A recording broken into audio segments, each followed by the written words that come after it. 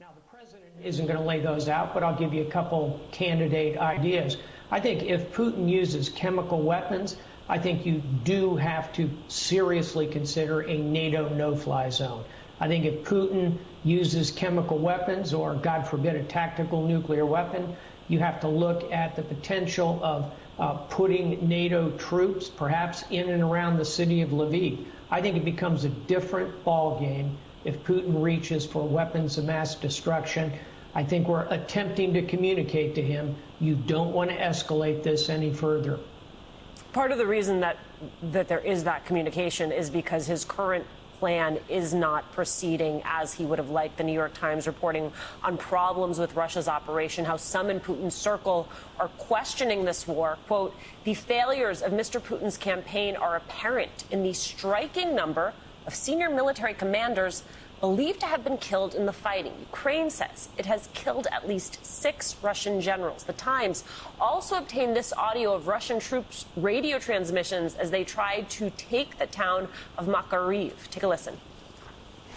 Мне необходимо остро разобраться. Вода, продукты. Я тебе на прием. Нужно срочно добраться. Техника встает на дороге. Срочно добраться. You can hear them there saying, I urgently need food, refueling, water, fuel. How do you assess the Russian military offensive right now? They're failing in 3 ways. Number one, logistics. And by the way, it's not just the actual words, it's the tone of the voice. That's an exhausted soldier pleading for help. You know, as a battlefield commander myself, you get pretty attuned to the tone of your people's voices. Number 2, they're failing with a terrible battle plan. They came in on way too many axes. They've diluted their forces. The Ukrainians are scoring real hits against them. And number 3, way too many conscripts, reservists. These are not the kind of hardened shock troops. This is not the U.S. 1st Marine Division.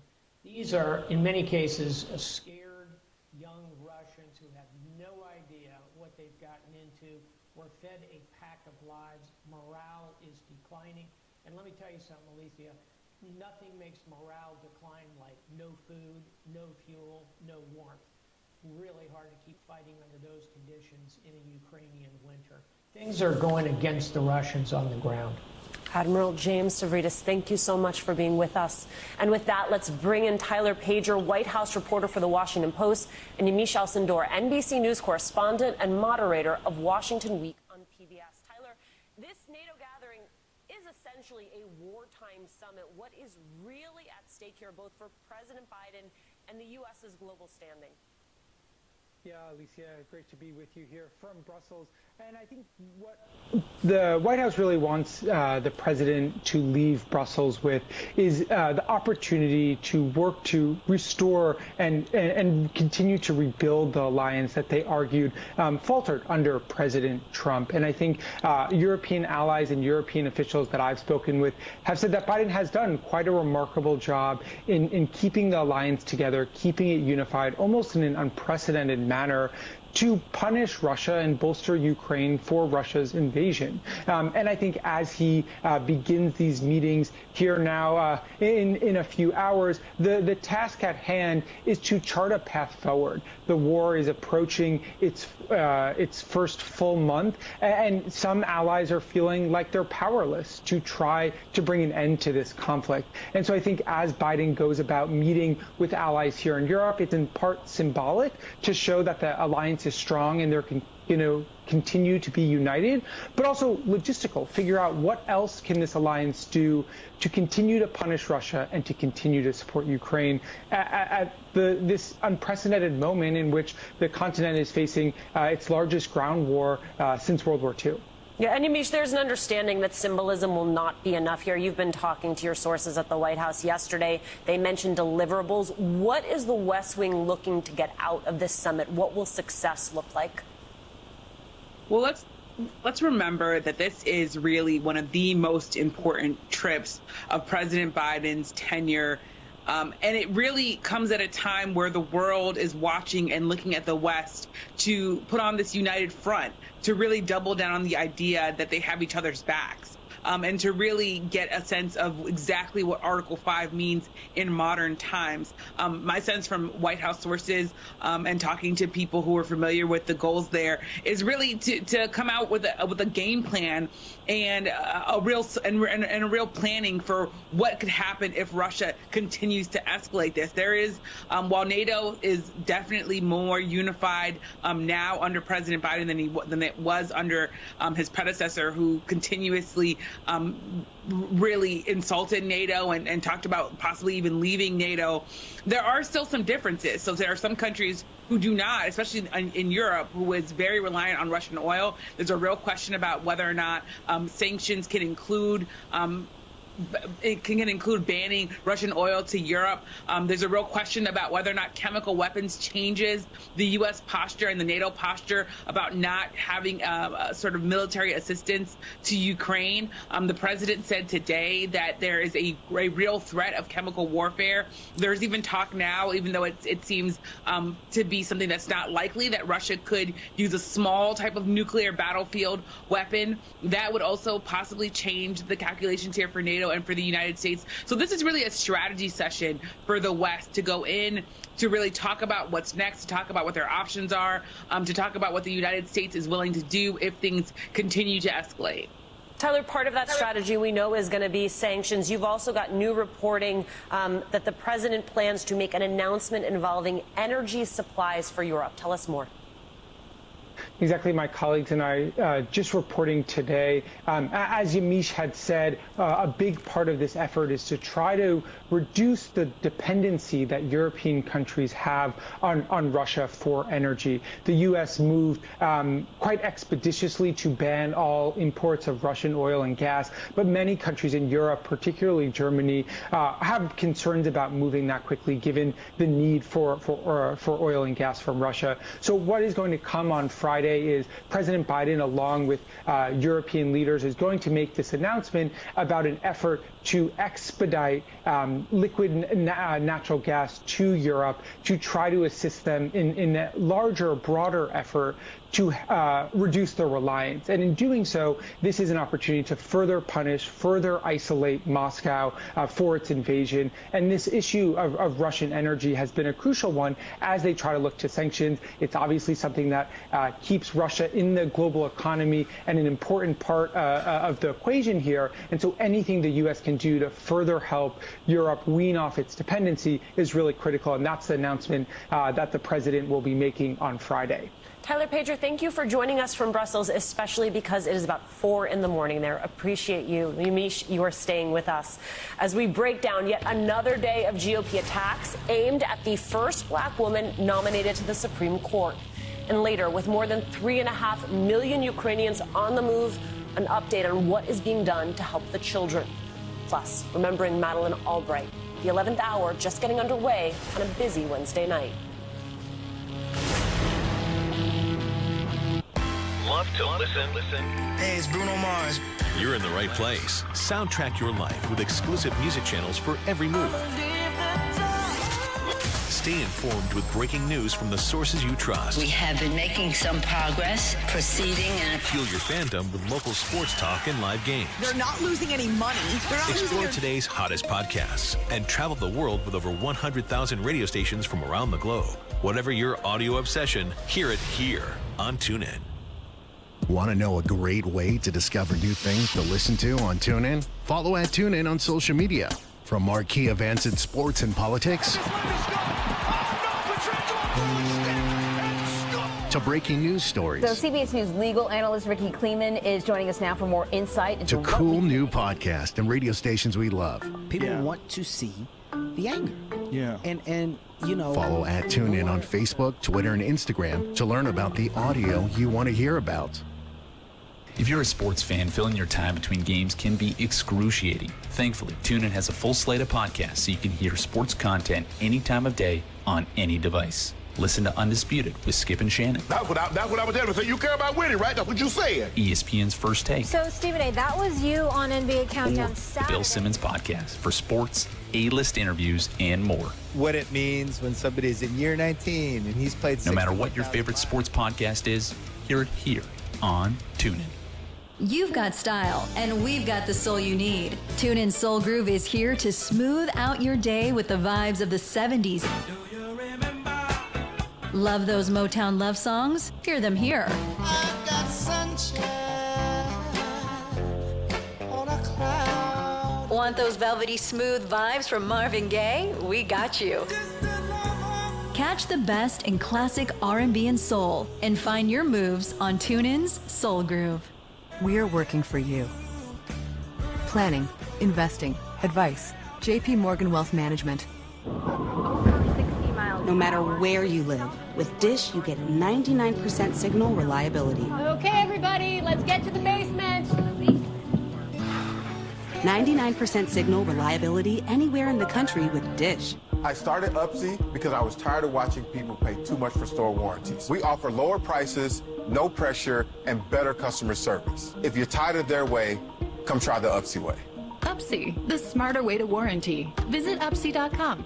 Why choose proven quality sleep from Sleep Number? Because every great day starts the night before. The Sleep Number 360 Smart Bed is really smart. It tracks your circadian rhythm, average heart rate, and breathing rate. So you know exactly how long, how well, and when you slept. It's even smart enough to sense your movement and automatically adjust to help keep you both comfortable all night. It's also temperature balancing, so you stay cool. And now save 50% on the Sleep Number 360 Limited Edition Smart Bed. Ends Monday. Sleep Number takes care of the science. All you have to do is sleep. Script is my time to listen. I can listen at home, in the car. It's a way for me to stay informed, get entertained. Script is ebooks, audiobooks, magazines, podcasts. Script, it's awesome. This is one of our friends we've been playing soccer with all morning.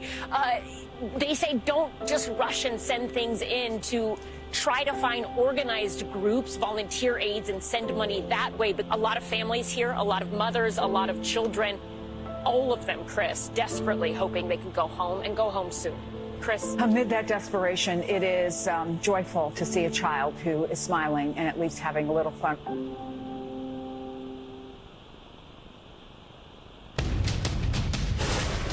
I understand the need for law enforcement, the importance of having people who are willing to do that important work, the importance of holding people accountable for their criminal behavior. We also have a society that ensures that people who have been accused of criminal behavior are treated fairly. That is what our Constitution requires. That is what makes our system so exceptional. Judge Ketanji Brown Jackson has finished up a second long day of intense questioning. On day 3 of her Supreme Court confirmation hearing, the nominee patiently tried to answer as yet again Republicans grilled her not on substance but on ideological talking points. You think it is a bigger deterrent to take somebody who's on a computer looking at sexual images of children is to supervise their computer habits versus putting them in jail? No, Senator, I didn't say versus. That's exactly what you said. Senator, I wasn't talking about versus. You just said you thought it was a deterrent to supervise them. Senator, would you let her respond? Yes. Would I have the ability to be an Asian man and challenge Harvard's discrimination because I made that decision? Senator, I'm not able to answer your question. You're asking me about hypotheticals and well, I'm asking you how you would assess standing. I've sentenced more than 100 people. You have 8 or 9 cases in that chart. Okay, Judge, you said that before. These are the 8 or 9 child porn cases. I will say, to correct the record, I just say to the judge, there's no point in responding. He's going to interrupt you. Thank you. Look, she is declining to answer the question. Back with us, Neil Katyal, Department of Justice veteran and former acting Solicitor General during the Obama administration, who has argued dozens of cases before the U.S. Supreme Court. Still with us, Yamiche Alcindor. Neil, I mean, there has just been so much noise the last 2 days. What have we actually learned? I think we learned a lot about the Republicans in the Senate, and I think we learned a lot about her. I mean, I've known Judge Jackson for more than 20 years. I've even argued cases in front of her. And what I saw today, I've always thought she'd be a great nominee, but what I saw today was temperament. What I saw today was grace. What I saw today was scholarly brilliance. And frankly, what I saw today is the best of America. And as far as the Senate, one party is on their way well to becoming a joke at this point. I mean, Senator Cruz, as you were just showing, Senator Graham, as you showed, but also Senator Josh Hawley, they weren't interested in asking questions. They were just giving speeches. And if you took out the split screen so you couldn't see Judge Jackson, you'd have no idea what kind of who's even the subject of the confirmation hearing, because it wasn't about her. It was about all sorts of nonsense. You mean she was all of the superlatives that Neil just listed because she knew she had to be? She knew that there was no other option. For you, watching the past few days, what have you learned?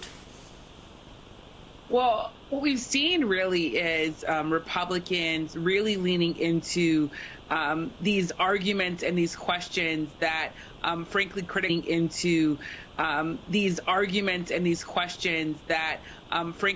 would say are conspiracy theories and auditions.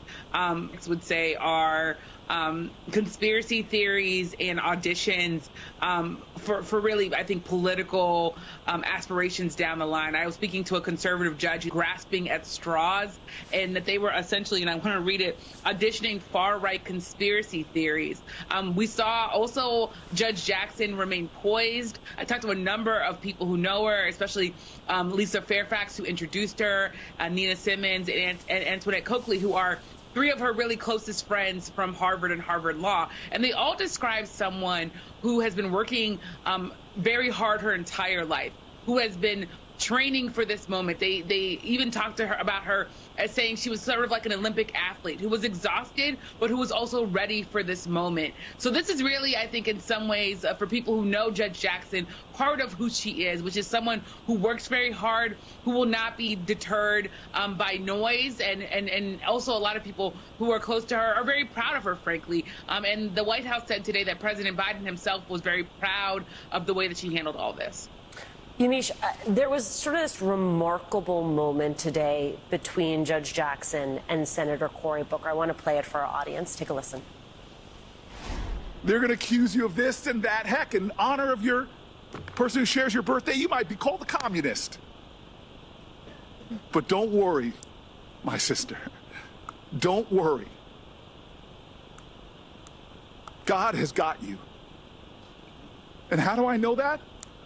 Because you're here. And I know what it's taken for you to sit in that seat. Yamiche, I want to hear from you about why that moment was so significant and what you're hearing from the White House about Judge Jackson's confirmation. Are they still fully confident? White House officials are very confident based on my conversations, and Democrats want to see her confirmed by April 8th, which is before the Senate goes to recess for Easter. But I want to also just mark that moment. What Senator Booker did there was really to honor her. He said that not only don't worry, God has you, but he also called her a great American. He also said that you earned this, that you are worthy. And I've been talking to a number of black women who watched Judge Jackson answer questions from Ted Cruz and Tom Cotton and Lindsey Graham and a number of other Republicans, and felt like she was being disrespected, who felt like she was not being treated with the respect that she deserved as a nominee to the Supreme Court. So there are a lot of black women who watched Cory Booker and said this is someone who came to really give her the sort of flowers that she deserved.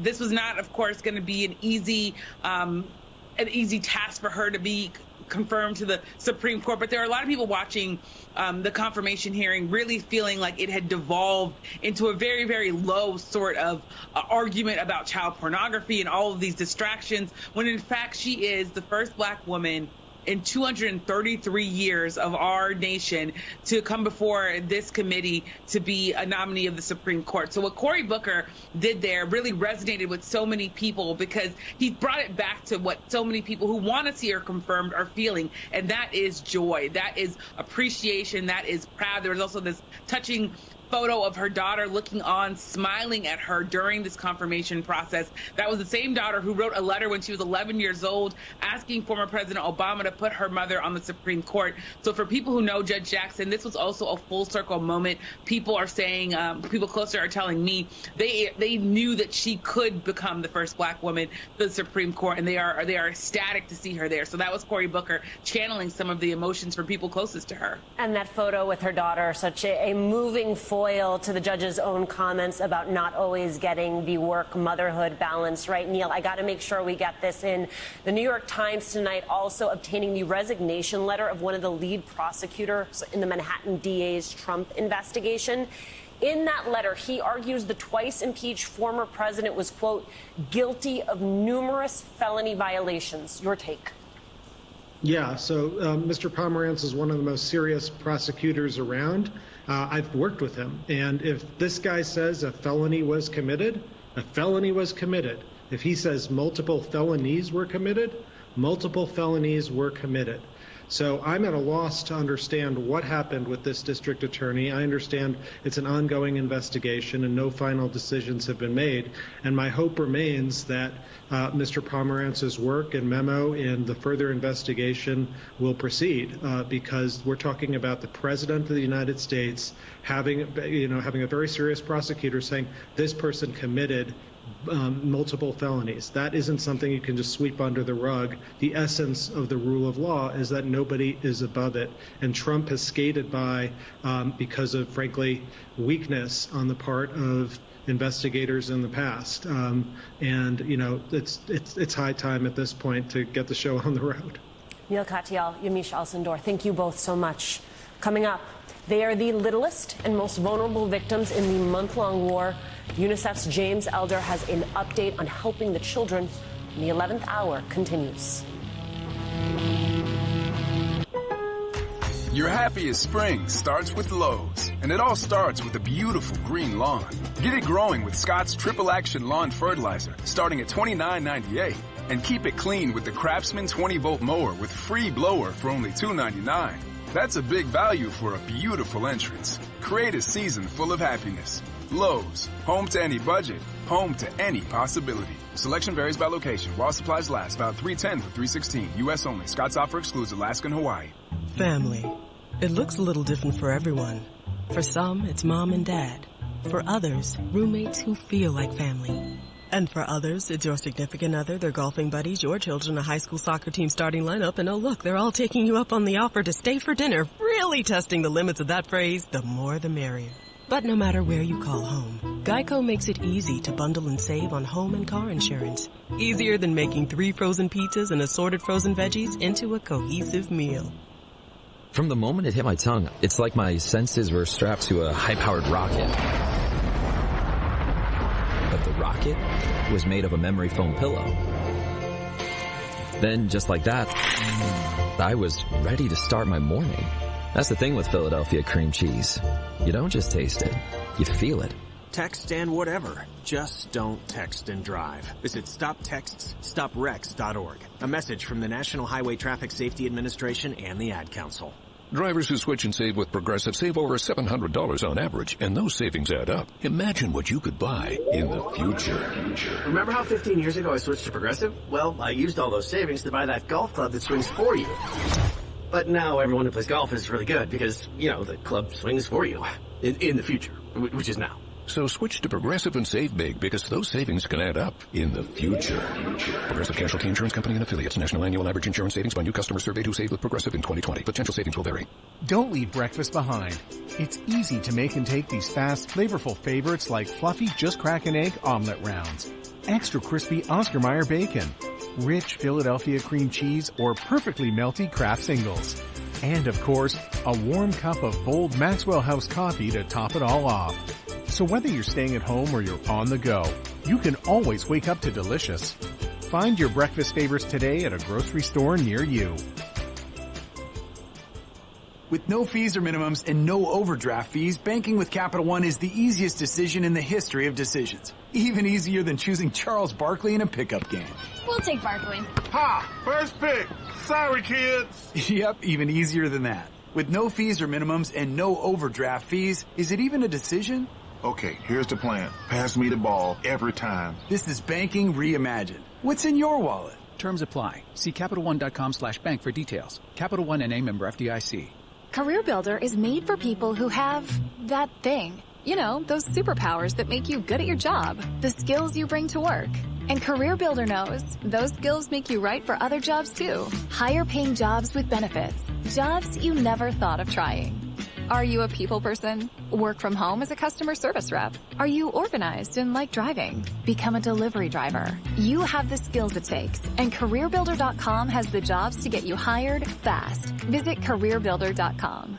The General Insurance presents Ordering a Sandwich with Shaq and Hall of Fame announcer Michael Buffer. I'm going to have roast beef. What do you want, Michael? Let's get ready for pastrami on rye. Turns out, Michael Buffer talks like that all the time. And it turns out the General is a quality insurance company that's been saving people money for nearly 60 years. Spicy Dijon mustard. For a great low rate and nearly 60 years of quality coverage, make the right call and go with the General. The General Auto Insurance Services, Inc. Insurance Agency, Nashville, Tennessee. Some restrictions apply. I think it's just vapor.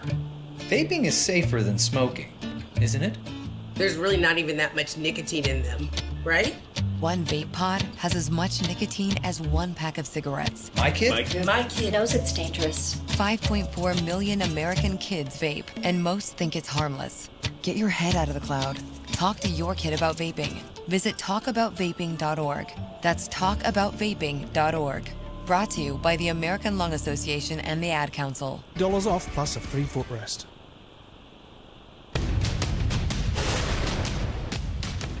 More than 3.6 million refugees have fled Ukraine, nearly half of them children, and millions more are displaced within Ukraine's borders.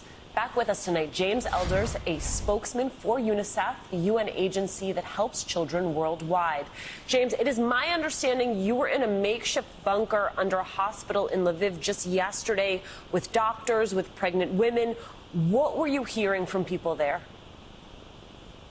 It was a really gut-wrenching scenario, Alicia. Yet another set of air raids that, of course, expectant mums have no choice but to protect those unborn children. So you've got mothers who are, 7-8 months pregnant. Most of them are looking at premature babies because of the amount of stress that they've felt. And they've been ripped away from loved ones. They're not from where I am here. They're from other parts of Ukraine.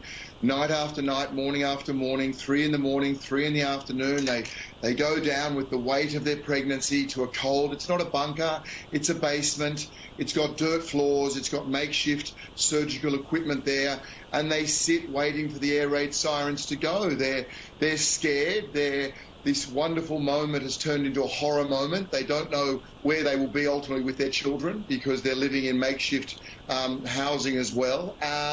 And they're bringing babies into a time of war.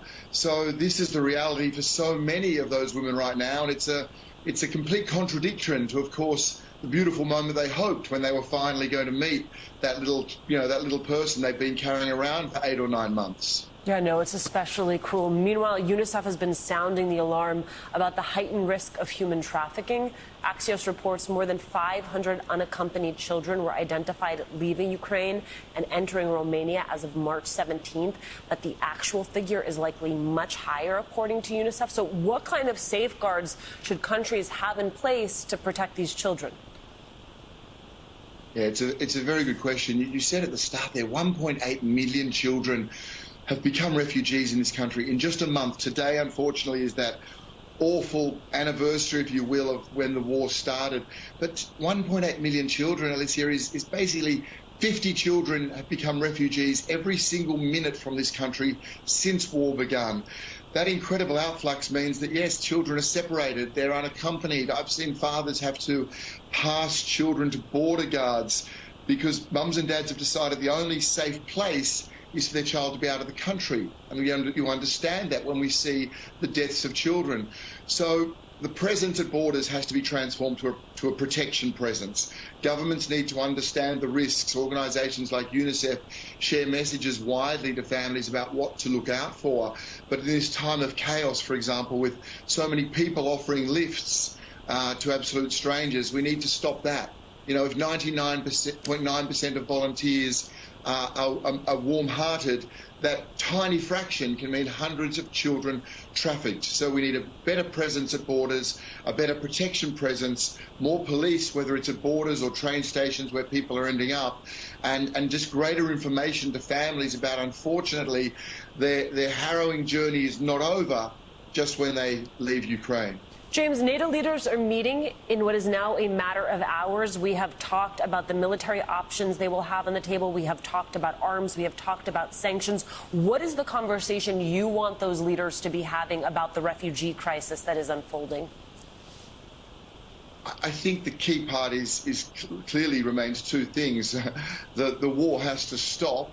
Now, I know that can sound glib given where we are, but if that's, whatever reason, not possible, then at the very least, these indiscriminate attacks on hospitals, on schools, dozens of hospitals, potentially hundreds of schools, all places that should be safe for children and are not, they need to stop. And at the same time, these discussions have to bring in some reality to humanitarian corridors. You know, it seems that in the last years, particularly now, that warfare has changed, and the front lines are where large civilian populations are.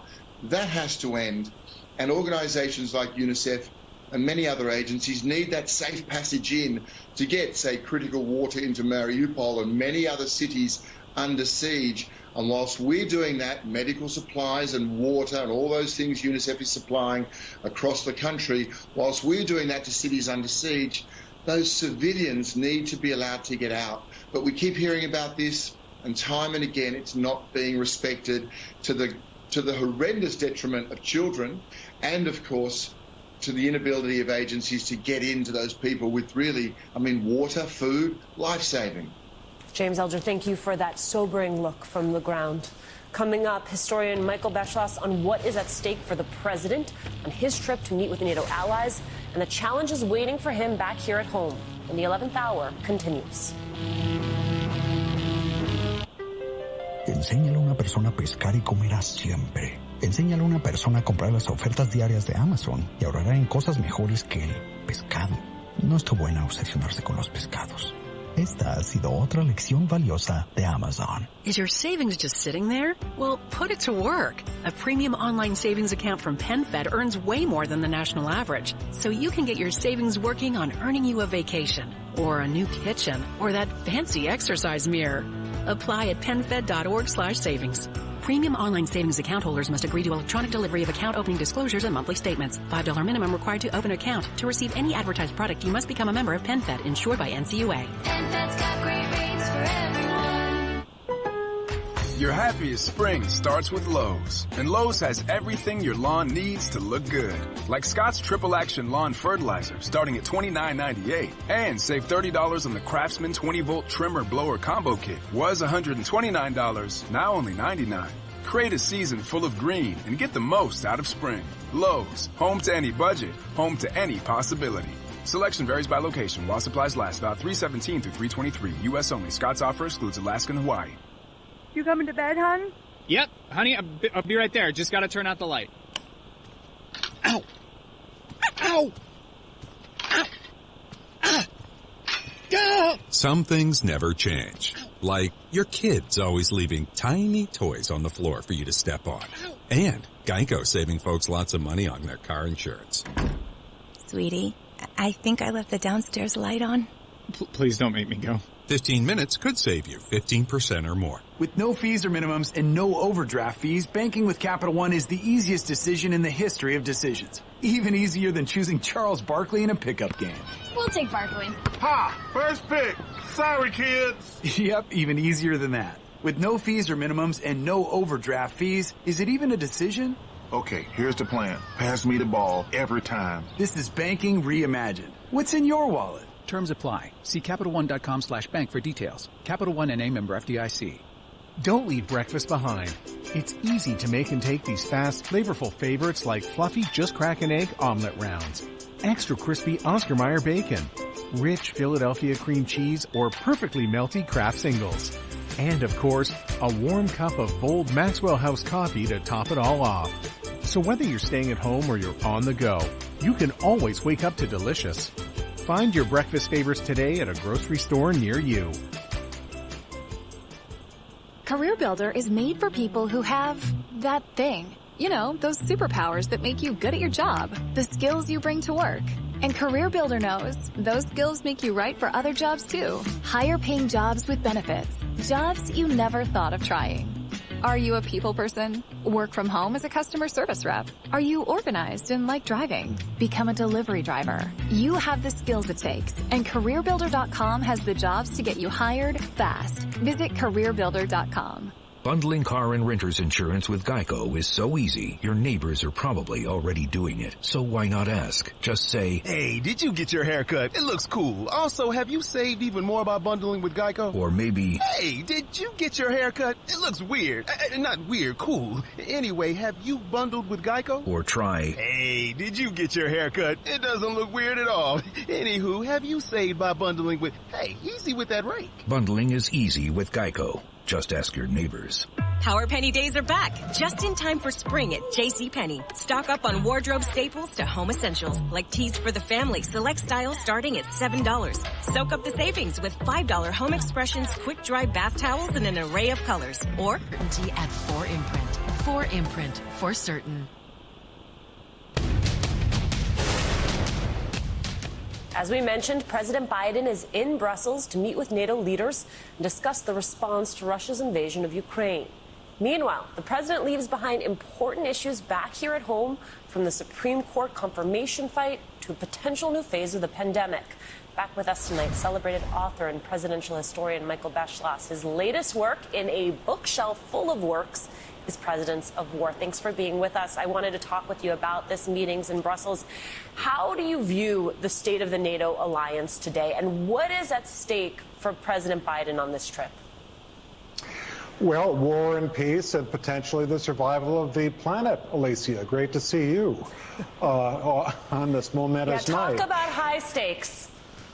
Yeah, that's for sure. And historically, this is potentially, this night, this week, is like 1948 when Joseph Stalin's army was threatening Europe. He was threatening to take over Berlin, the capital of Germany.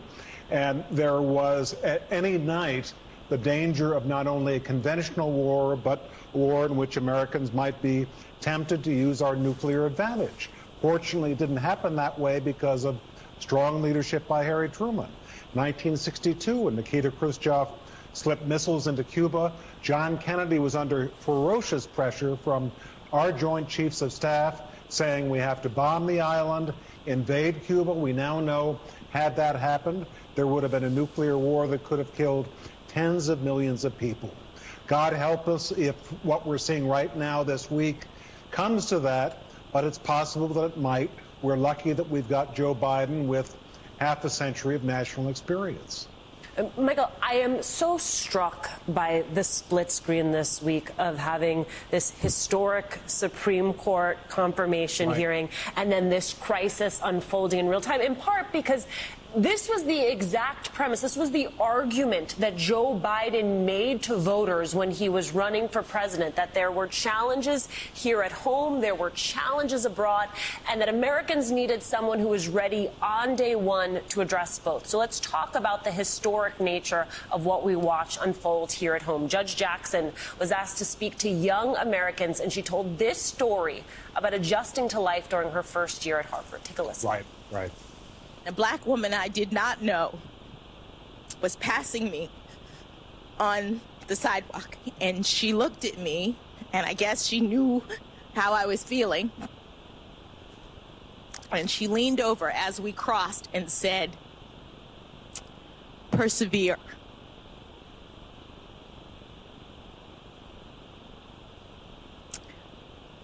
I would tell them to persevere. So, Michael, part of the reason we're focused on the Republican behavior during these hearings is because it is tarnishing what is an otherwise incredible and historic moment. And we've got a historic figure, Judge Jackson, who is rising above that, and the contrast could not be more clear. How could you not love her? Here we're in a situation, Alicia, where you've got a justice nominee, Judge Jackson, who You know, our dear friend and colleague Joy Reid put it perfectly earlier this evening. She said, some of those Republican nasty senators with their ugly hazing treated her, Joy said, like, quote, a black shopper they were following through a store. And I hate to say it, but that is absolutely right. We also saw the spectacle of several of those senators quite clearly using this confirmation hearing as a platform to run for president in the future. That's not what it was there for. You know, for most of American history, we didn't even have confirmation hearings for Supreme Court justices because it was thought to be too political. The departure from that was 1916, when Woodrow Wilson nominated the first Jewish nominee for the Supreme Court, Brandeis, and that was so controversial it was thought that it would clear the air to have hearings, and they've gone on ever since. But we have never in American history seen what we've seen in recent decades, which is these hearings getting into things like discussions of books that were, you know, prescribed in a school that Judge Jackson was a trustee of, and other things that were completely extraneous. I think if Senator Daniel Webster came back from the early 19th century and heard all this, he would cry. I've got about a minute left before we have to go to break, but I do want to know from you, what is success at this summit going to look like for President Biden? A unified NATO, an effort to convince Putin what he has not been convinced of before, that, you know, anything Putin does is not going to split this alliance. And that this is an alliance that's a resolve to do two things. Number one, avoid nuclear war. Number two, make it true so that democracy survives in Ukraine, and no country in the future can do what Russia tried to do in Ukraine, which is conquer a weaker neighbor just because it feels like it. Michael has agreed to stay with us. Coming up, a look back at the life of a groundbreaking Secretary of State. When the 11th hour continues.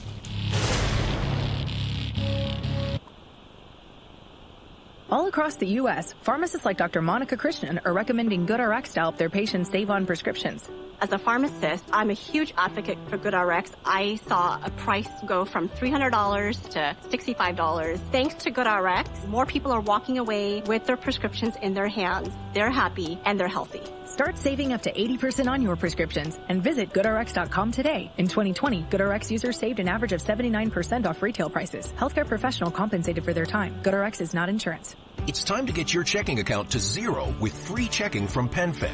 That's zero ATM fees, zero balance requirements, and zero time spent waiting for your paycheck to direct deposit because you can receive it up to 1 day early. Open your account with just $25 and see how big zero can be. Apply online today at PenFed.org/free checking. Early direct deposit eligibility may vary between pay periods and timing of payers' funding. To receive any advertised product, you must become a member of PenFed, insured by NCUA. The General Insurance presents Shower Ballads by Shaq. And I'm gonna keep on loving you, 'cause it's the only thing I wanna do. Turns out, everyone does sound better in the shower. And it turns out, The General is a quality insurance company that's been saving people money for nearly 60 years. I just wanna keep on loving you. For a great low rate and nearly 60 years of quality coverage, make the right call and go with The General. The General Auto Insurance Services, Inc., an insurance agency, Nashville, Tennessee. Some restrictions apply. With no fees or minimums and no overdraft fees, banking with Capital One is the easiest decision in the history of decisions. Even easier than choosing Charles Barkley in a pickup game. We'll take Barkley. Ha! First pick. Sorry, kids. Yep, even easier than that. With no fees or minimums and no overdraft fees, is it even a decision? Okay, here's the plan. Pass me the ball every time. This is banking reimagined. What's in your wallet? Terms apply. See CapitalOne.com/bank for details. Capital One NA, member FDIC. Bring on spring with Lowe's and the Ego Power Load Trimmer with Line IQ technology. A trimmer so smart it loads the line with the push of a button and automatically maintains it without bumping. Get the power of gas without the noise, fuss, and fumes. Plus, the same battery powers over 50 Ego tools, including mowers, blowers, and more. Make your yard happy this spring. Shop in-store or online at Lowe's.com. Lowe's, home to any budget, home to any possibility. U.S. only. Career Builder is made for people who have that thing. You know, those superpowers that make you good at your job, the skills you bring to work. And CareerBuilder knows those skills make you right for other jobs too. Higher paying jobs with benefits. Jobs you never thought of trying. Are you a people person? Work from home as a customer service rep? Are you organized and like driving? Become a delivery driver. You have the skills it takes, and CareerBuilder.com has the jobs to get you hired fast. Visit CareerBuilder.com. This week on RVER, sponsored by Progressive Insurance. I'm sorry, I can't operate on that vehicle. But doctor, you took an oath. That RV, it's my son's RV. Oh, doctor, isn't there anything you can do? I'm not a miracle worker, Sheila. I'm an RV surgeon, trained to save the lives of large, injured recreational vehicles, which is definitely a real profession. When your RV really needs saving, Progressive has you covered. See if you could save with a leader in RV insurance. Progressive Casualty Insurance Company and affiliates, covered subject to policy terms. Don't leave breakfast behind. It's easy to make and take these fast, flavorful favorites like fluffy just crack an egg omelet rounds, extra crispy Oscar Mayer bacon, rich Philadelphia cream cheese, or perfectly melty Kraft singles.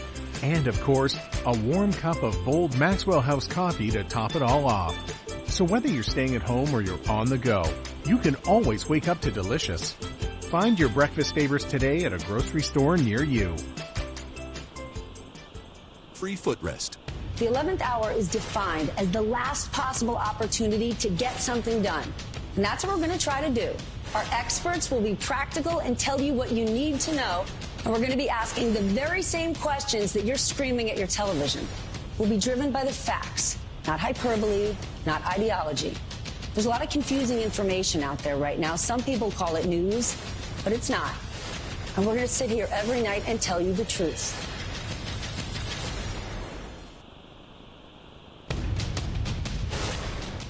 I'm Madeleine Albright. Madeleine Albright, the first woman Secretary of State, was always a trailblazer, a warrior for democracy against totalitarianism. This is a dream come true, actually a dream I never thought I could have. A beloved professor at Georgetown when President Clinton tapped her to become UN ambassador in 1993. She fought for military intervention to stop genocide in Bosnia, butting heads with then Joint Chiefs Chairman Colin Powell over his reluctance to commit U.S. forces. They later became close friends.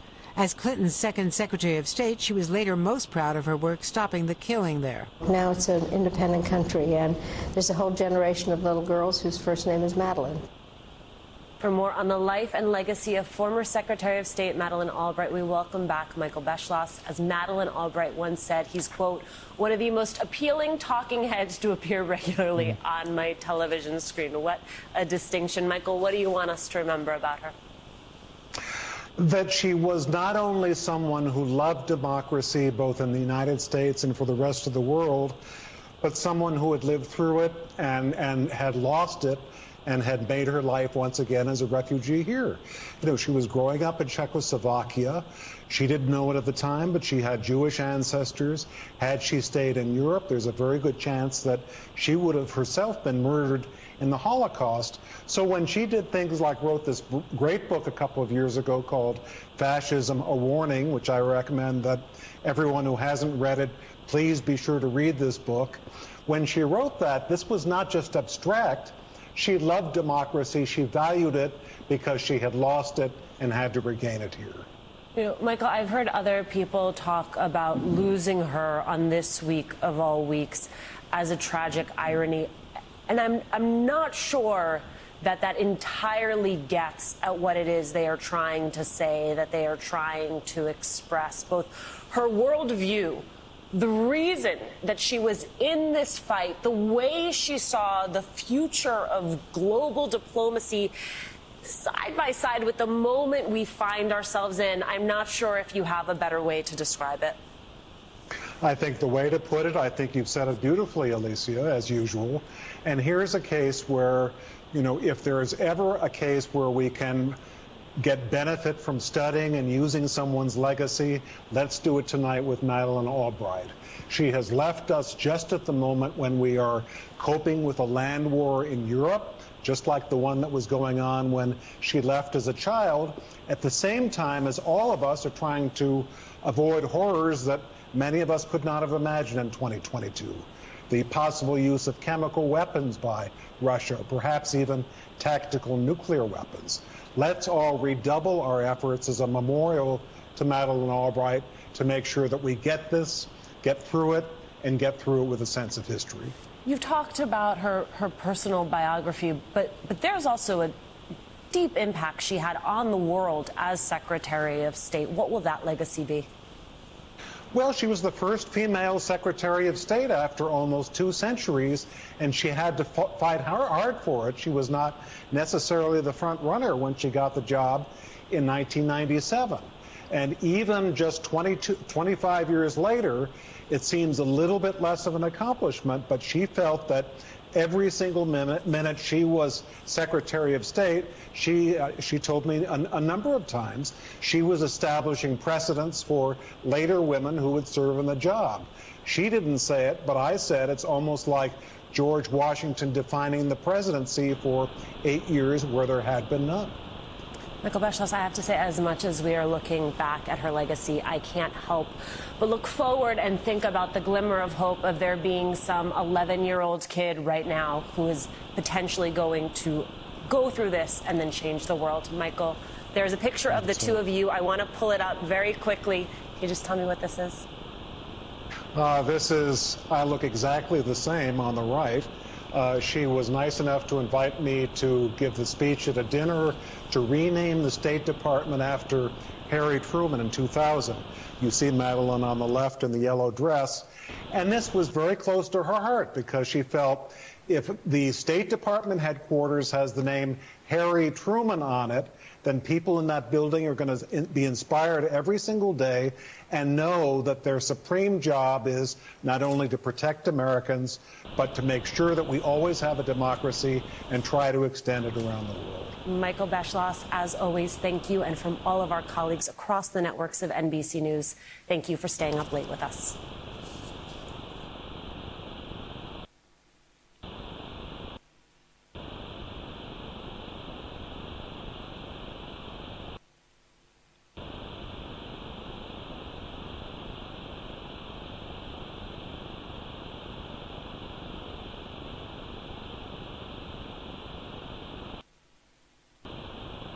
I'm coming to you once again tonight from Warsaw, Poland.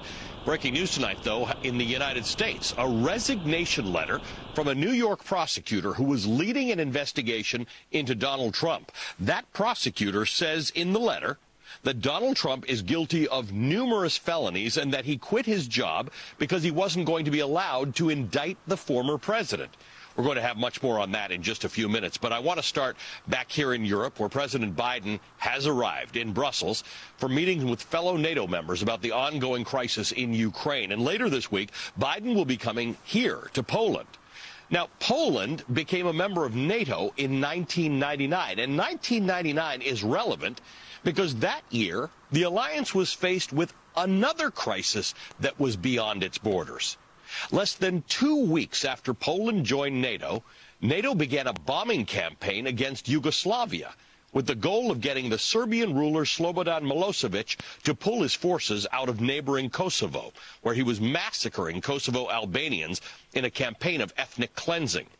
And it was right in the middle of that bombing campaign and ongoing negotiations to try to strike a deal with Milosevic that this happened.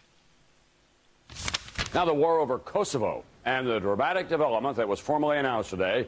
Slobodan Milosevic has been indicted as a war criminal by the International Tribunal in The Hague. Milosevic and 4 of his top lieutenants are charged with the mass murder of 340 Kosovo Albanians, the deportation of 740,000, and still more charges are likely. But Secretary of State Madeleine Albright suggests instead of dealing with Milosevic, he should be removed from power to stand trial before the World Court in The Hague. We have made clear that we would not go for any kind of immunity.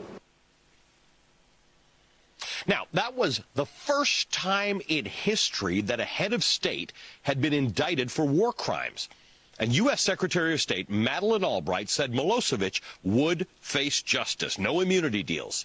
She would go on to institute a policy of withholding U.S. aid to Yugoslavia unless they handed over Milosevic for prosecution, a strategy which ultimately worked.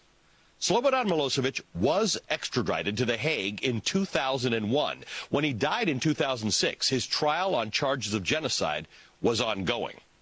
Madeleine Albright, America's first female Secretary of State, was herself a child of European strife.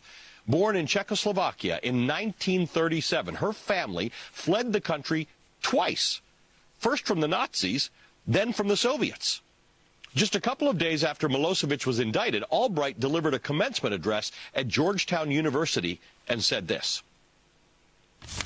The great lesson of this century is that when aggression and brutality go unopposed, like a cancer they spread, and what begins as a treatable sickness in one part of the body can rapidly endanger the whole. That was 1999, the very end of the century she was describing, and the implicit hope was that by learning the lessons of the 20th century, its horrors could be avoided in the 21st. Madeleine Albright died today. She was 84 years old. Flags have been lowered to half-staff at the White House in her honor, and her death comes on the day that the U.S. president is arriving in a Europe once again facing war to meet with NATO leaders facing their greatest crisis in decades. Her death also comes on the day that her latest successor as Secretary of State made new allegations of war crimes.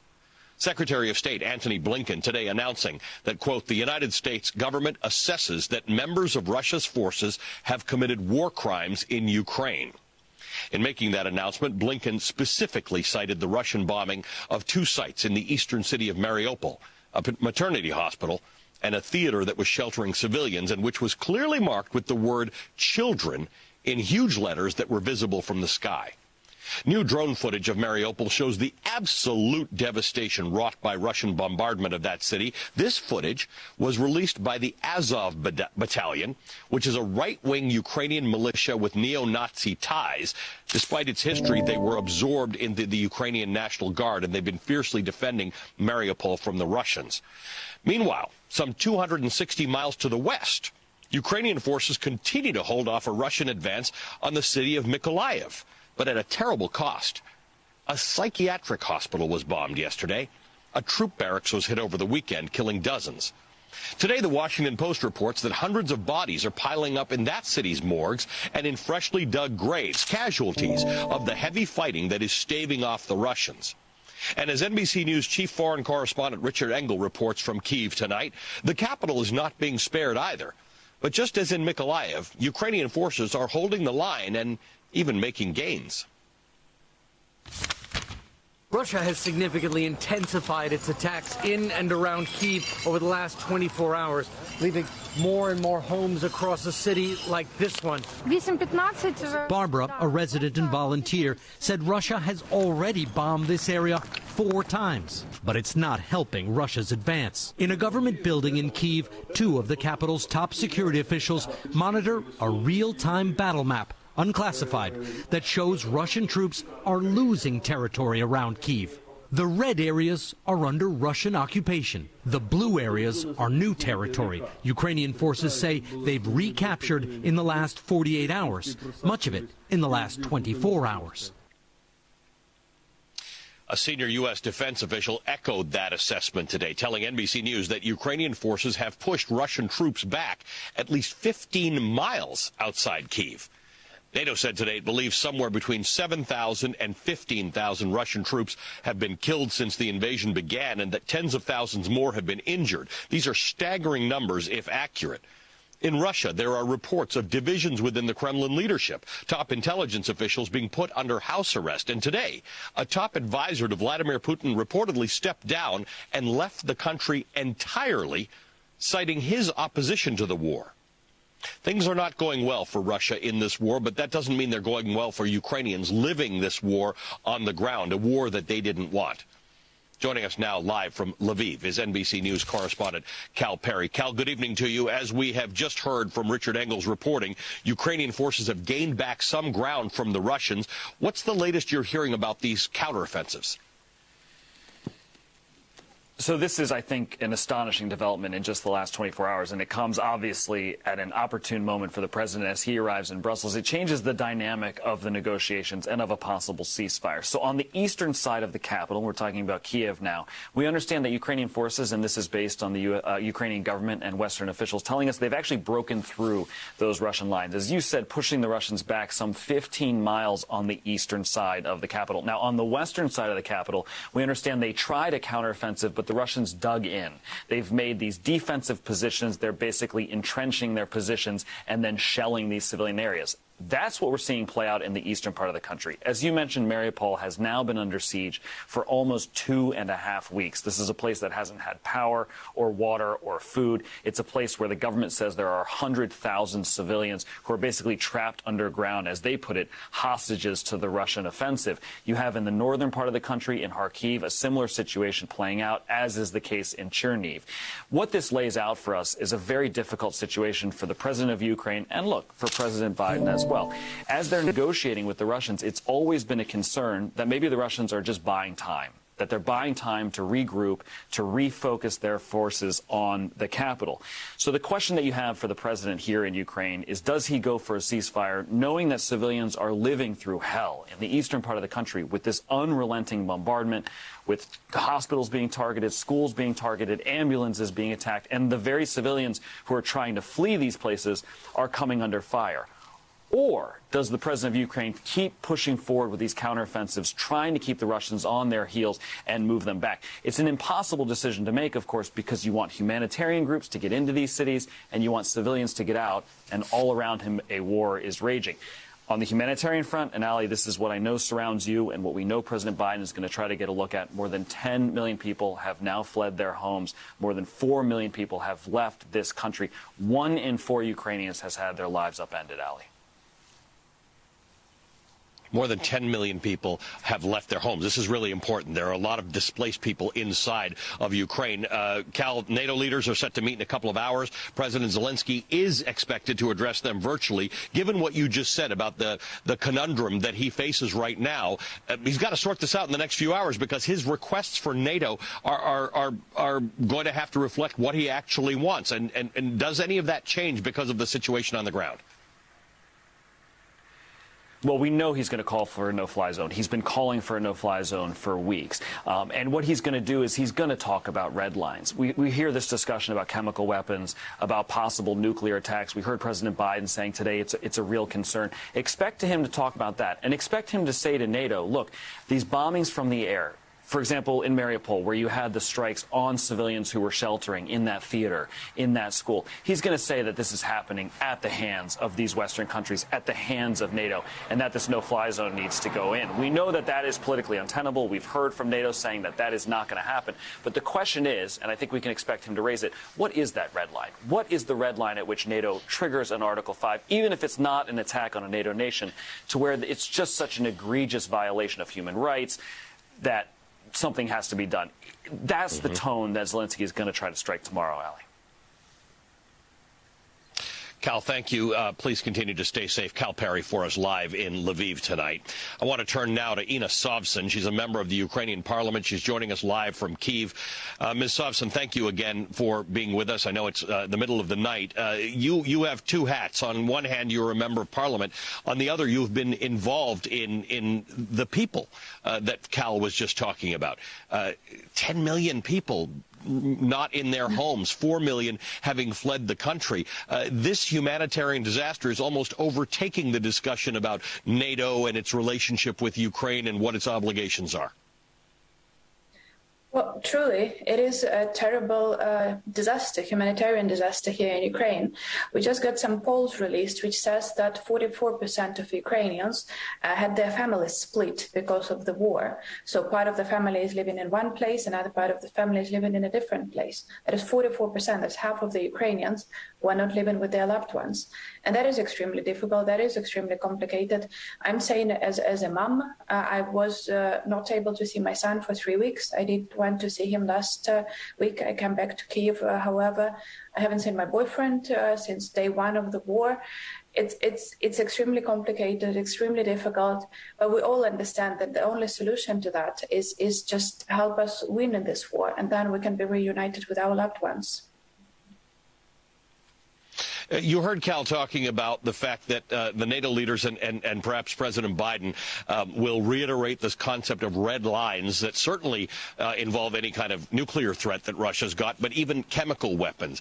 Are you satisfied that red line goes far enough, given the imagery that we're seeing, the destruction of these homes, the forced movement of people out of the country or to other parts of the country?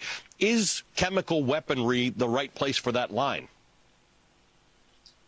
Well, there should definitely be the red line. All the stories I'm reading from Mariupol, they all scream red line to me. I read a story about a woman who came to Hungary today, and she came with 4 children. Only one of the children was hers. Another one was her niece. Her parents died. One more child was the child of the neighbors. Who died as well. And the 4th child she was just running to the evacuation bus, and she saw a child who was sitting next to his dead parents, scared, and was just sitting on the street, didn't know what to do, and she just grabbed the child and ran for the bus. So she brought their 4 children. 3 of them were orphans. This is the story that I want the world to know. This is what is happening over there. So can you imagine a child? I was always thinking about my own son. If my son was sitting there with his parents dead and not knowing where to go, and it just randomly saved by a stranger, that is what is happening there. That is the genocides. That is like the World War II.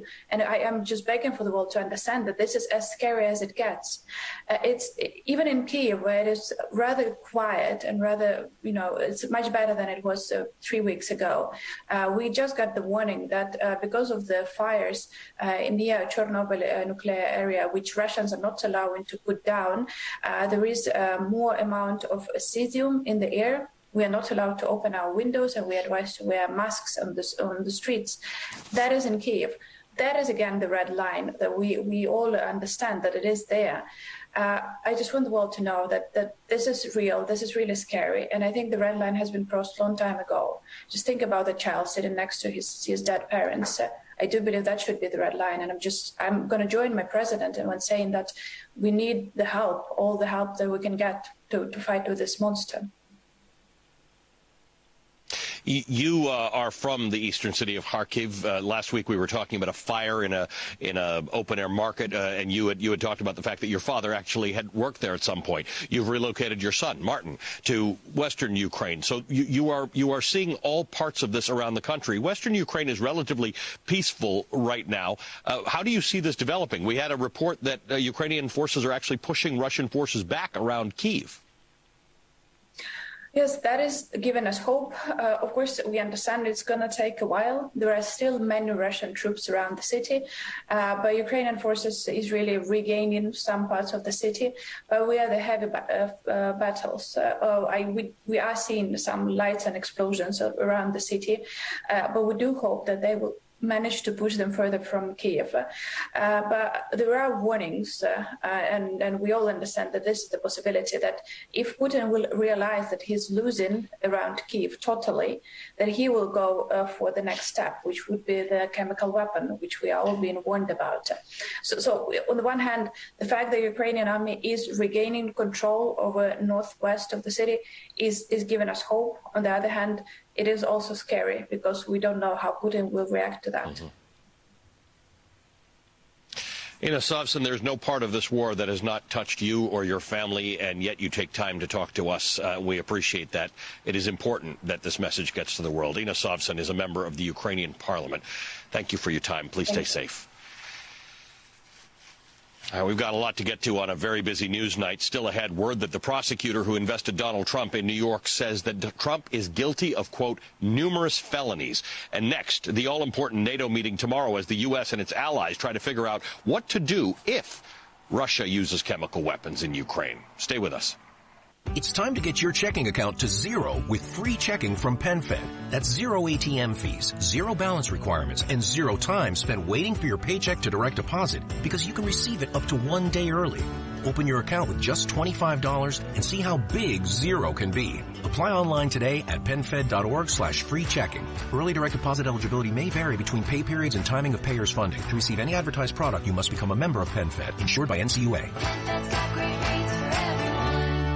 The General Insurance presents Shower Ballads by Shaq. And I'm gonna keep on loving you, 'cause it's the only thing I wanna do. Turns out, everyone does sound better in the shower. And it turns out, The General is a quality insurance company that's been saving people money for nearly 60 years. I just wanna keep on loving you. For a great low rate and nearly 60 years of quality coverage, make the right call and go with The General. The General Auto Insurance Services, Inc., Insurance Agency, Nashville, Tennessee. Some restrictions apply.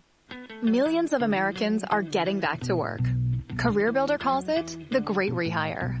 And we want to help you get the best jobs before everyone else. CareerBuilder gives you the competitive edge to get the job you want, at the salary you want, with the benefits you want. We even send job alerts, so your perfect job lands right in your inbox. Go to CareerBuilder.com today, or get left with whatever jobs are left. Find your next job fast at CareerBuilder.com. Cookie wants to be a professional wrestler. I'm Cookie Serratos, and I'm 11 years old. She also wants to win all the medals. That's why Cookie and her family make every day count, squeezing out her best with Go-Go Squeeze. Okay, Cookie, let's break for a Go-Go Squeeze. Go-Go Squeeze fruit-on-the-go pouches are a nutritious snack made from 100% fruit with no sugar added. Go, Cookie! Because when you nurture your kids, you squeeze out the best in them. Squeeze out their best with Go-Go Squeeze. Not a low-calorie food. Products range from 11 to 13 grams of sugar and 60 to 70 calories per serving. With no fees or minimums and no overdraft fees, banking with Capital One is the easiest decision in the history of decisions. Even easier than choosing Charles Barkley in a pickup game. We'll take Barkley. Ha! First pick. Sorry, kids. Yep, even easier than that. With no fees or minimums and no overdraft fees, is it even a decision? Okay, here's the plan. Pass me the ball every time. This is banking reimagined. What's in your wallet? Terms apply. See CapitalOne.com/bank for details. Capital One NA, member FDIC. Your happiest spring starts with Lowe's. Shop now for your favorite brands and everything you need to spruce up your home, lawn, and garden. Like top-selling riding mowers from John Deere, self-propelled mowers from Honda, and customizable storage solutions from Closet Made. Roll out that new mower, bring out that spring wardrobe, and bring on spring. Shop in-store, online, or through our app today. Lowe's, home to any budget, home to any possibility. U.S. only. Spring is here, which means it's time to take advantage of the Home Depot low price guarantee. We're offering the best brands at the best prices so you can take on as much as you want. Add the thrill of a great deal to the satisfaction of getting your projects done. And if you find a lower price from one of our competitors, we'll match it. Because when we say nobody beats our prices, we mean it. It feels like spring savings at the Home Depot. How doers get more done. Geico presents Motorcycle Sounds. If you hear this, and within 15 seconds you already know that it's a 6-speed cruiser with a wheelbase of 120 inches, a V-twin 2-cylinder engine with a max torque of 110 foot-pounds, a bright yellow body, black upholstery, chromed out wheels, a nice clean fairing, and a big dresser in the back ready to tour, well, then you probably ride a motorcycle. So you probably know that Geico could save you even more when you bundle motorcycle with your home or car insurance. Geico Motorcycle. Save even more when you bundle.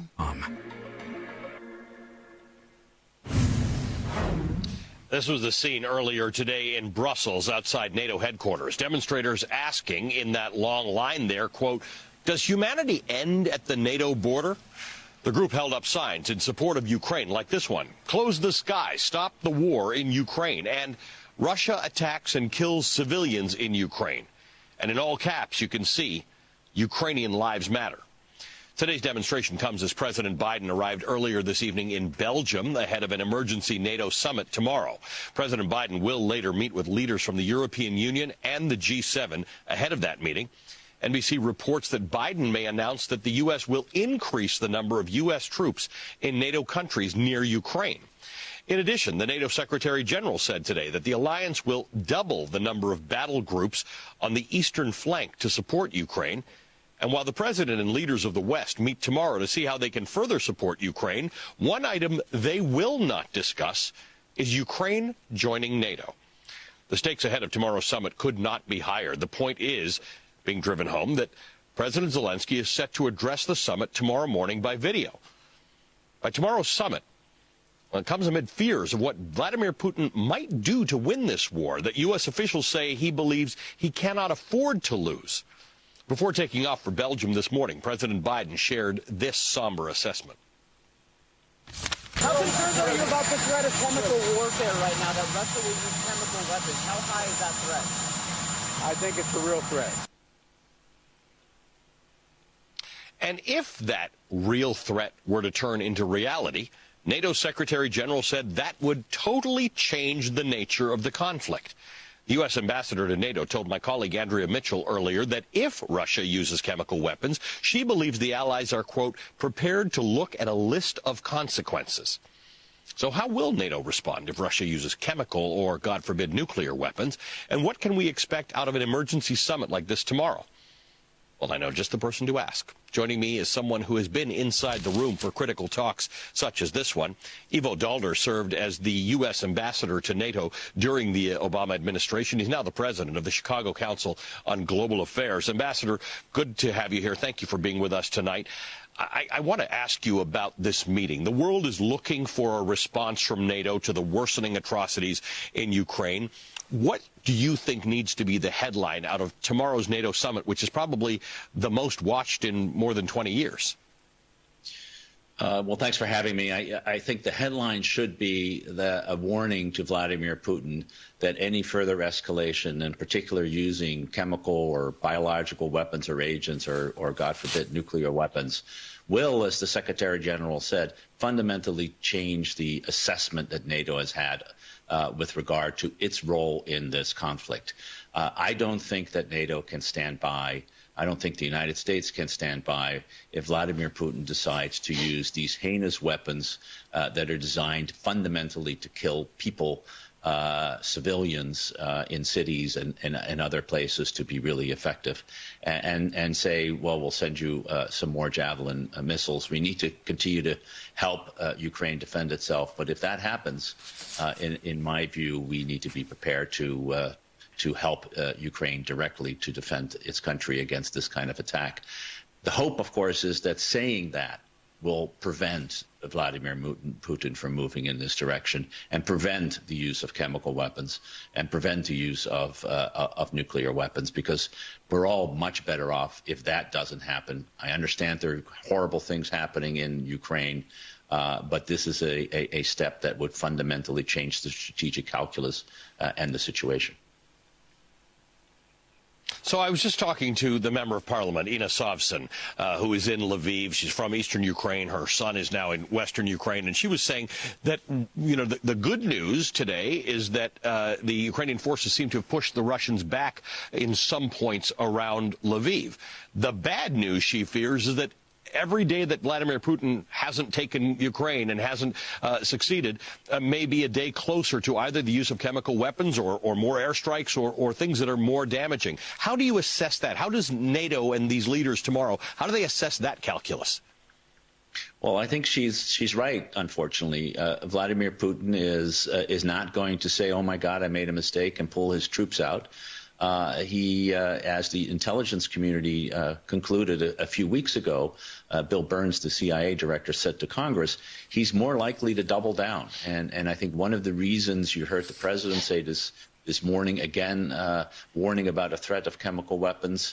One of the reasons there is now very serious concern within the administration about looking at the particular ways in which Putin can escalate and we need to respond.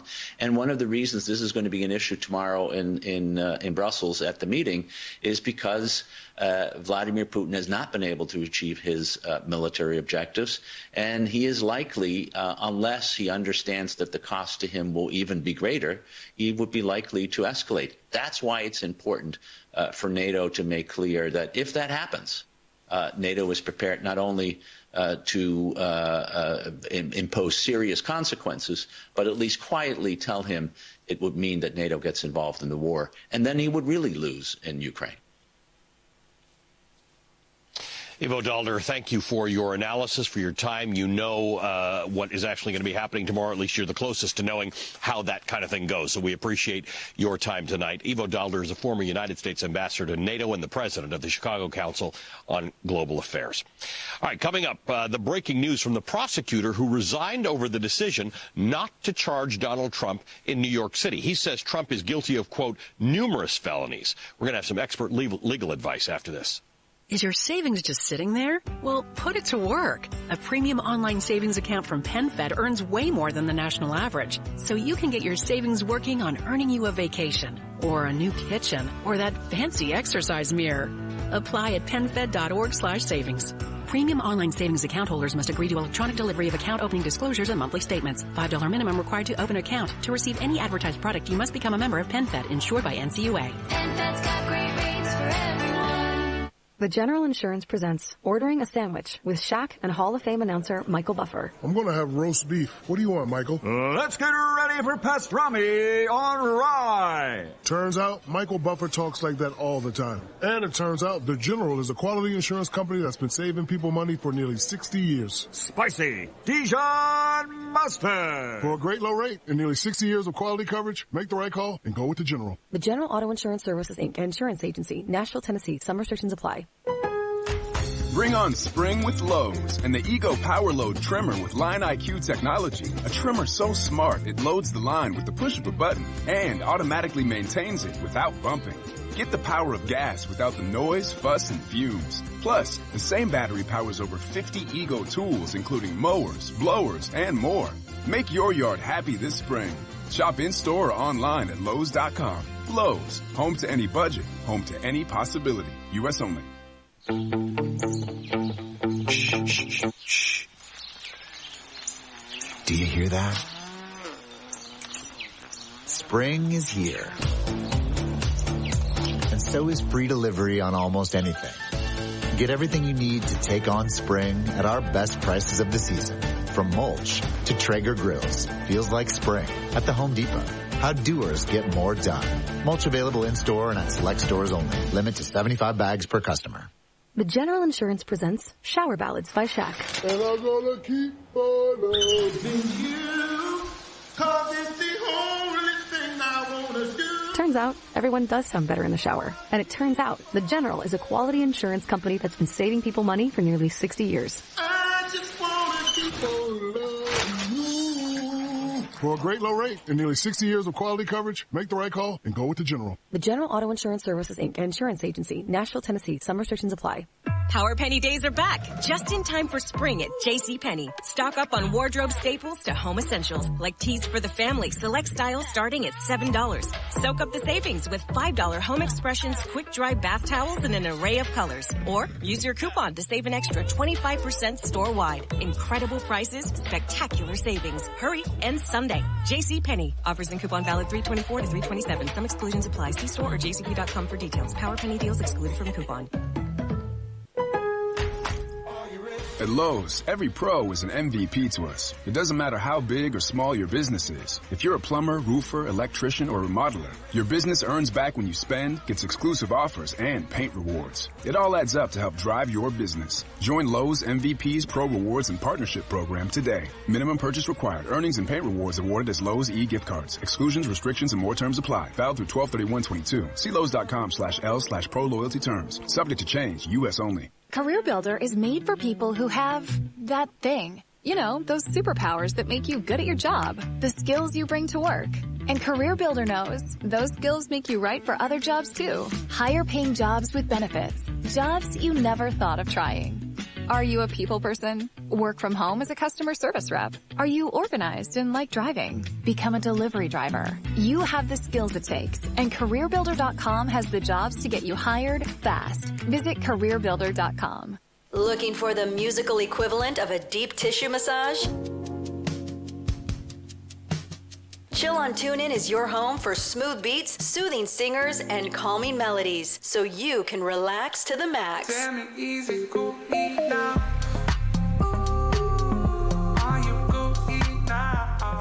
Search Chill on TuneIn to listen.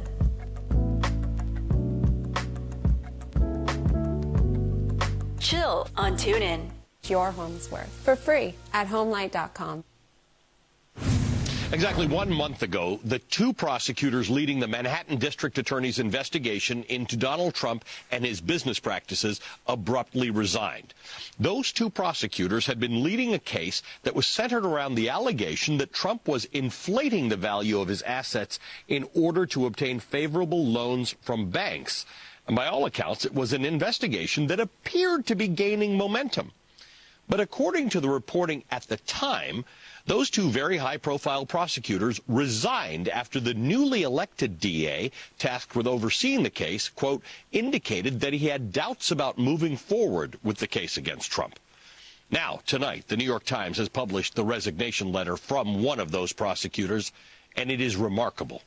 This is the resignation letter of Special Assistant District Attorney Mark Pomerantz, sent to the Manhattan District Attorney Alvin Bragg last month. Quote, as you know from our recent conversations and presentations, I believe that Donald Trump is guilty of numerous felony violations of the penal law in connection with the preparation and use of his annual statements of financial condition. The team that has been investigating Mr. Trump harbors no doubt about whether he committed crimes. He did.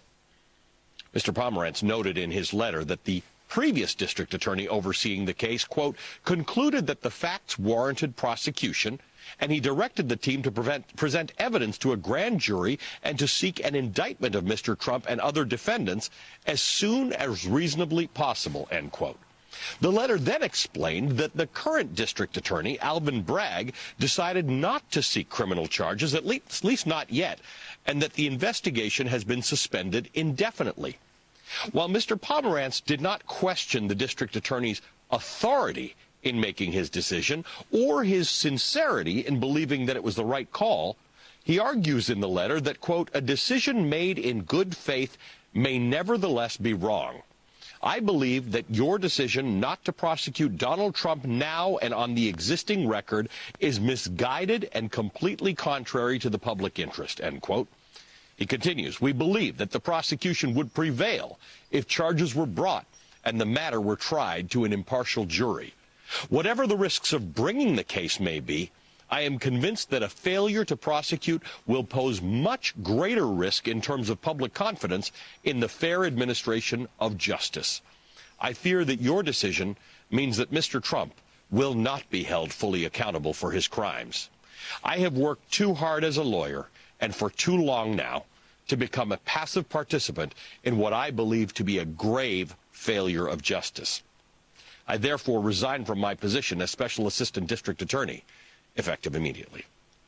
We should note, the current Manhattan District Attorney, Alvin Bragg, has said that his office continues to conduct this investigation, and because of that, he's barred from commenting on it. President Trump, of course, denies the allegations of fraud. Mr. Pomerantz himself declined to comment about the letter to the New York Times. Joining us now is Barbara McQuaid, the former United States Attorney. Barbara, good to see you tonight. You're the person we need to talk to about this. This is quite a remarkable development that this kind of letter would be written. It was probably not written to be leaked to the press. But what do you make of it? It is a remarkable letter, Allie. You know, when these two prosecutors resigned abruptly as they did, I think most of us speculated that there was a difference of opinion as to the merits of this case, and that they were leaving because Alvin Bragg had said that although the investigation was continuing, we know that the grand jury activity had abated. And so we knew that they were unhappy with the direction of the case. And now we see why, although I'm not sure I agree with you that this wasn't written to be leaked to the press. It is in such detail. Certainly Alvin Bragg knew all of the reasons that Mr. Pomerantz was resigning. And so it seems like this one perhaps was written for the press, and maybe it was, I don't know who leaked it to the press, but it seems like someone who leaked it to the press perhaps had an agenda. And so I think that might be an interesting question as to why is this out in the public domain? What is it that Mark Pomerantz is trying to achieve? And it may be to put pressure either on Alvin Bragg or some other entity to pursue this case. Well, let's explore that a little bit, because in the letter, he talks about this being a failure of the justice system. He doesn't want to be party to that. He says that the risks of prosecuting or of not prosecuting are greater than the risks of prosecuting. So tell me, in the system, inside the system, this gets leaked, puts Alvin Bragg on his back feet. What exactly could happen as a result of this? Well, I suppose, Alvin Bragg is an elected official, that he might feel political pressure to go forward. When people say even your own very skilled, very experienced prosecutors are telling you have this case, you can't be too skittish. Now, you'll note there's nothing in the letter that accuses him of, misconduct or corruption or anything like that, just that they have a difference of opinion.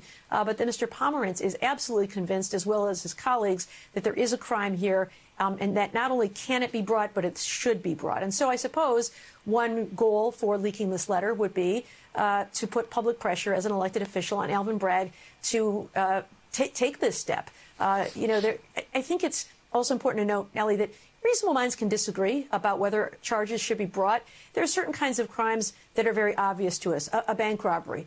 We see the crime happen. We know the crime happened. The only question for trial really is whether this is the right defendant, whether this is the person who did it. In these fraud cases, it's much more challenging, because what it usually comes down to is knowledge and fraudulent intent. And unless a person confesses to you, that evidence is never going to be crystal clear. And so people will disagree as to how much is enough. How much inference are we going to ask a jury to make to conclude that, in this case, Donald Trump did know that these statements were false and lies. And so it may be that Alvin Bragg wants to amass more evidence before he's willing to get there. But what Mr. Pomerantz seems to be saying is, we've got all the evidence we're ever going to have. It's not going to get better. In fact, it's going to get worse as time passes, and now's the time to file this case. And so perhaps he's saying, if you won't, then perhaps the Southern District of New York will take note, or perhaps you could request that the Attorney General's office, the State Attorney General's office, get a referral and come in and take this case off your hands if you won't do it. Barbara, I knew we got the right person to talk about this. Thank you for joining us. It's good to see you, as always. Barbara McQuaid is a former United States attorney. We appreciate your time tonight. Well, up next, on the second day when Supreme Court nominee Ketanji Brown Jackson faced often hostile questions from Republicans, some much-needed inspiration from the judge herself and a member of the committee. You are not going to want to miss this. Bundling car and renter's insurance with Geico is so easy, your neighbors are probably already doing it. So why not ask? Just say, "Hey, did you get your hair cut? It looks cool. Also, have you saved even more by bundling with Geico?" Or maybe, "Hey, did you get your hair cut? It looks weird. Not weird, cool. Anyway, have you bundled with Geico?" Or try, "Hey, did you get your hair cut? It doesn't look weird at all. Anywho, have you saved by bundling with... Hey, easy with that rake." Bundling is easy with Geico. Just ask your neighbors. Your happiest spring starts with Lowe's, and it all starts with a beautiful green lawn. Get it growing with Scott's Triple Action Lawn Fertilizer, starting at $29.98. And keep it clean with the Craftsman 20-volt mower with free blower for only $2.99.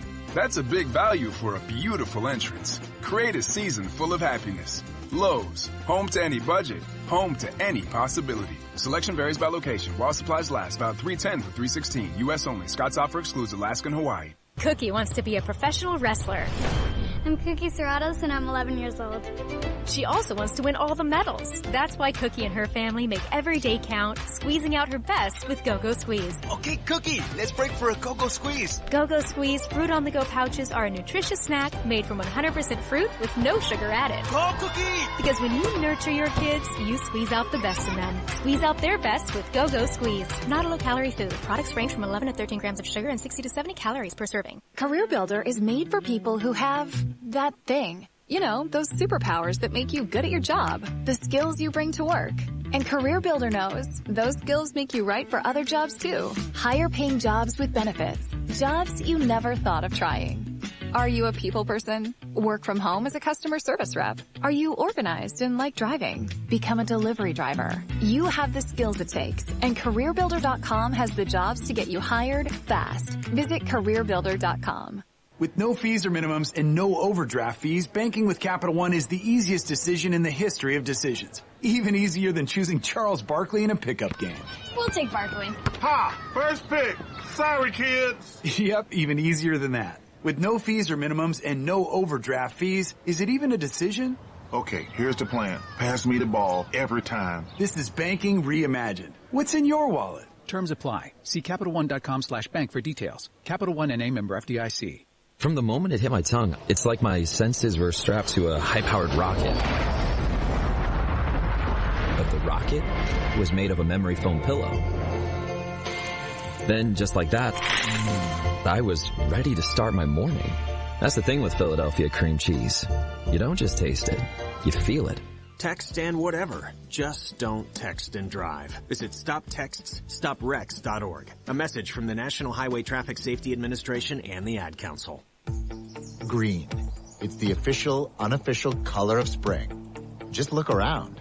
It seems like everything around us turns green overnight, and you wouldn't want your lawn to feel left out.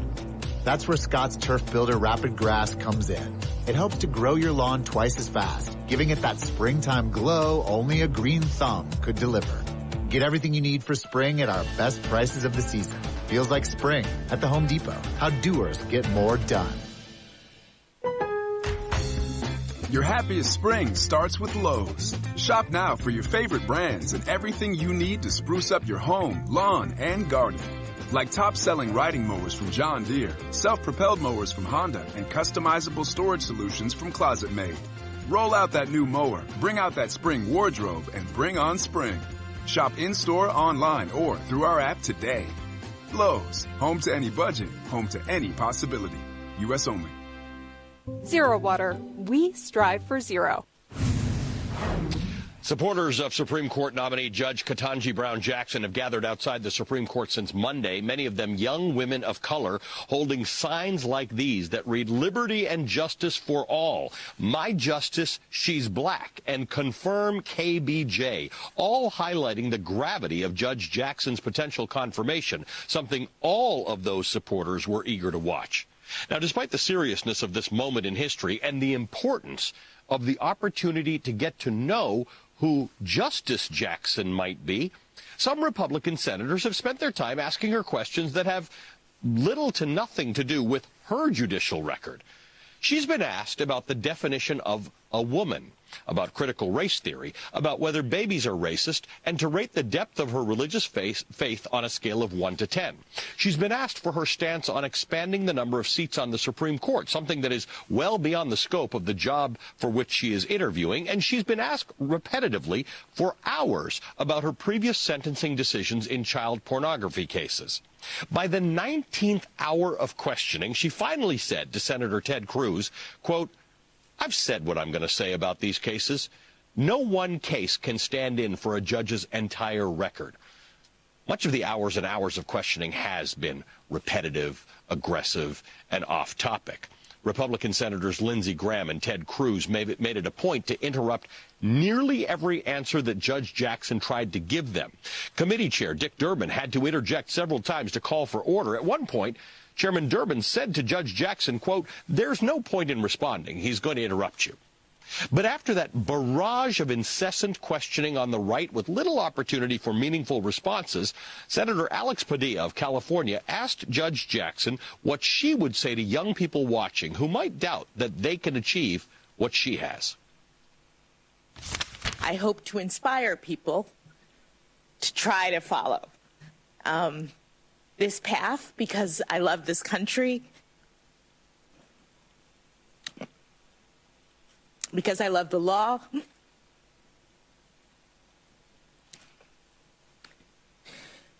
because I think it is important that we all invest in our future.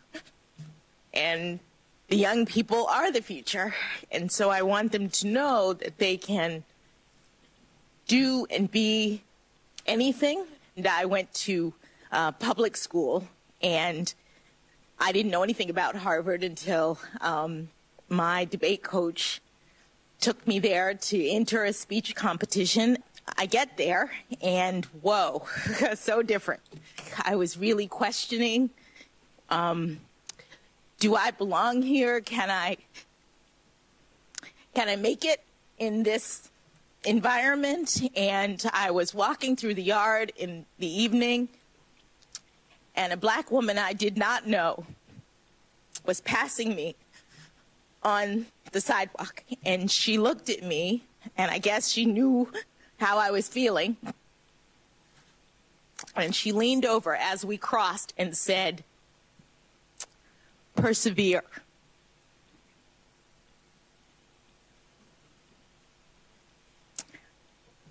I would tell them to persevere. And this afternoon, after hours of grueling questioning, Ketanji Brown Jackson, the person who has 10 years of experience on the bench, graduated from Harvard with honors twice, and would be the first justice to have worked as a public defender. This groundbreaking nominee was reminded of the joy of this moment when a senator who knows what it means to be among the first, the few, or the only held up this proverbial mirror and encouraged her to persevere. And I'm telling you right now, I'm not letting anybody in the Senate steal my joy. I told you this at the beginning. I'm embarrassed. It happened earlier today. I just look at you and I start getting full of emotion. I'm jogging this morning, and I'm at the end of the block I live on. And I get terrified because I put my music on loud when I'm jogging, trying to block out the noise of the heart attack I'm having. And this woman comes up on me, practically tackles me, an African-American woman. And the look on her eyes, she just wanted to touch me because I'm sitting so close to you, and tell me what it meant to her to watch you sitting where you're sitting. And you did not get there because of some left-wing agenda? You didn't get here because of some dark money groups? You got here how every black woman in America who's gotten anywhere has done. By being, like Ginger Rogers said, I did everything Fred Astaire did, but backwards in heels.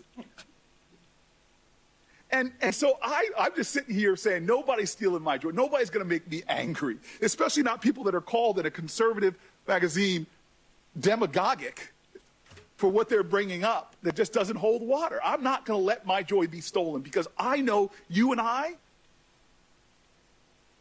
we appreciate something that we get that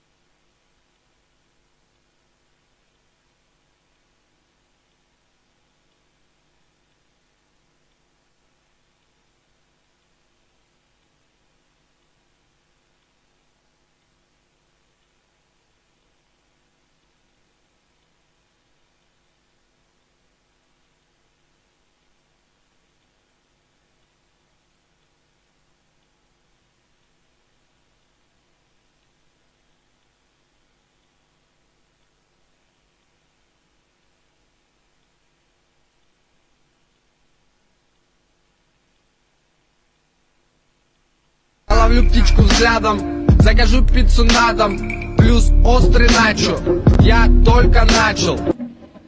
Я ловлю птичку взглядом, закажу пиццу на дом, плюс острый начо, я только начал. Я ловлю птичку.